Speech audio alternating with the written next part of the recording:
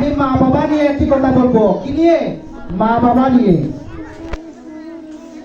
মা বাবাকে কে কে ভালোবাসেন, শ্রদ্ধা করেন, একটু হাত তুলে দেন তো মা বাবাকে। তার মানে সবাই মা বাবাকে ভালোবাসেন। আচ্ছা ঠিক আছে। কোন জায়গায় ঘর থেকে যে সময় বের হবে, কোন জায়গায় যাবার সময় মা বাবাকে বলে যাবে। আচ্ছা, মাকে ভক্তি দেওয়ার পর মায়ের কি পা থেকে তুলা দেয়? কার কার দেয়? একটু হাত তুলে দেন তো। জীবনে কে কে এই তুলা নিয়েছে?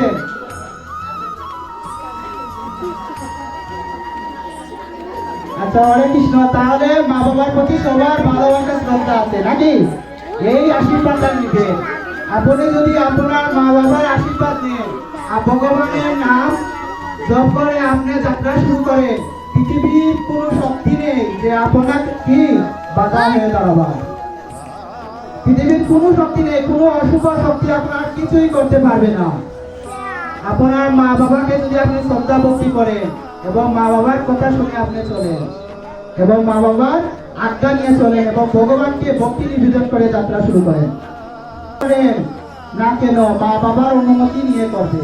জীবনে যা কিছু করবে মা বাবার অনুমতি নিয়ে করবে। সবাই অন্যায় মেনে না নিলেও এই মা বাবা মেনে নিবে। শুনেন, আপনি অন্যায় করেছেন, আপনার সমাজ আপনাকে মানবে না, আপনার পরিবার আপনাকে মানবে না, ঠিক আছে, আপনার বাড়ি আপনাকে মানবে না, আপনার আত্মীয় স্বজন মানবে না, কিন্তু এই মা বাবা আপনাকে গ্রহণ করবে। শুধু এই মা বাবা আপনাকে কি করবে? গ্রহণ করে নিবে। আমরা অনেকে ডিজিটাল যুগ, বিয়ে করার পর আমরা অনেকে মা বাবাকে ভুলে যাই। অনেকে কি ভুলে যায়? মা বাবাকে ভুলে যায়। আর যদি ছেলে সন্তান লাভ করে তাহলে তার হইছে, ছেলে সন্তান লাভ করে এই ছেলের ফল লাগবে, ঔষধ লাগবে, যত্ন লাগবে, সুগার কাপড় লাগবে, হ্যাঁ, নতুন কাপড় লাগবে, এগুলো নিয়ে ব্যস্ত হয়ে পড়ি। আবার লিপস্টিক লাগবে, পাউডার লাগবে, শাড়ি লাগবে, সব কিছু আমরা খেয়াল করি। কিন্তু অনেকে আছে মা বাবার খেয়াল করে না। অনেকে আছে কি মা বাবা খেয়াল করে না, মা বাবাকে শ্রদ্ধা ভক্তি করে না। মনে করে যে ছেলেকে করলে ছেলে বড় হয়ে ওনাকে করবে নাকি? কিন্তু ভুল। শুনেন, যারা মা বাবাকে রেখে এই ছেলে মেয়েকে যত্ন করবে, ফল দিবে, কাপড় দিবে, এই বড় হলে তুমি যেভাবে তোমার ছেলেকে দিচ্ছ, তোমার ছেলে তার ছেলেকে দিবে, কিন্তু তোমাকে দিবে না। এই যে তুমি তোমার মা বাবাকে যত্ন করছো না, ঔষধের কথা বলছো না যে ঔষধ লাগবে কিনা, ঔষধের টাকা দিচ্ছ না, খাবার দিচ্ছ না, কাপড় দিচ্ছ না, শান্তি দিচ্ছ না নাকি? এই যে মা বাবা কত পরিশ্রম করে তোমাকে বড় করে, ভগবানের কৃপায় আপনাদের আশীর্বাদে আমিও একটি ছেলে পেয়েছি। 1 বছর হয় নাই, কিন্তু শুনেন, আমি আমার মন থেকে বলতেছি কথাগুলো, কোনো বানিয়ে কথা বলছি না। কিন্তু যখন ওর জন্ম হয়েছে, এই 9টি মাস আমি কাছ থেকে দেখেছি।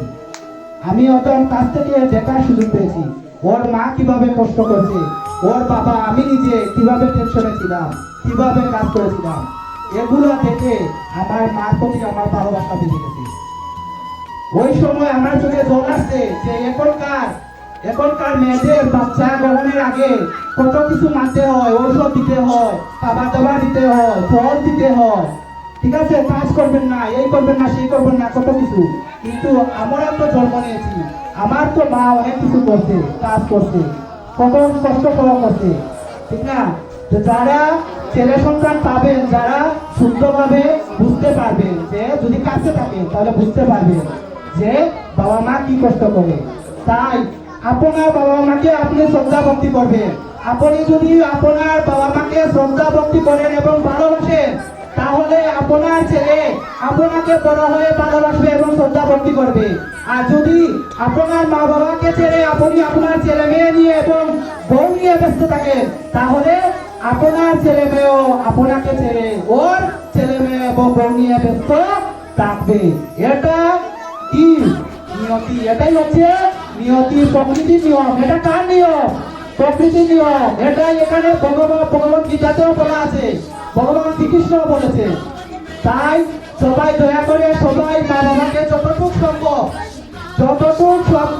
আমি বলছি না যে আপনার বউকে বাচ্চাদেরকে যত্ন করবেন না, এটা না, বউ বাচ্চাকে যত্ন করবেন, কিন্তু মা বাবাকেও যত্ন করবেন, সমান তালে যত্ন করবেন। তাহলে কি হবে? আপনি বড় হলে আপনার এই কর্মফল ভোগ করবেন। যদি ভালো কর্ম করেন তাহলে কি হবে? ভালো ফল ভোগ করবেন, আর মন্দ করলে মন্দ ফল ভোগ করবেন। হরে কৃষ্ণ। আচ্ছা, আমরা এখন হাত তুলে সাক্ষী করি ভগবানের সামনে, আজ থেকে আমরা মা বাবাকে কারা কারা যত্ন নিব। হাত তুলে আমরা বলি কারা কারা ভগবানের কাছে সামনে বলি যে মা বাবার যত্ন নিব, এবং ছেলে এবং বউকে নয়, আগে মা বাবার সেবা করব, তারপরে ছেলে এবং বউয়ের যত্ন নিব। যারা হাত তুলছেন না তারা ছেলে মেয়েকেই নিবেন নাকি, এবং বৌমাকে নিবেন? আচ্ছা, সবাই বলে হরে কৃষ্ণ, বল হরি বল।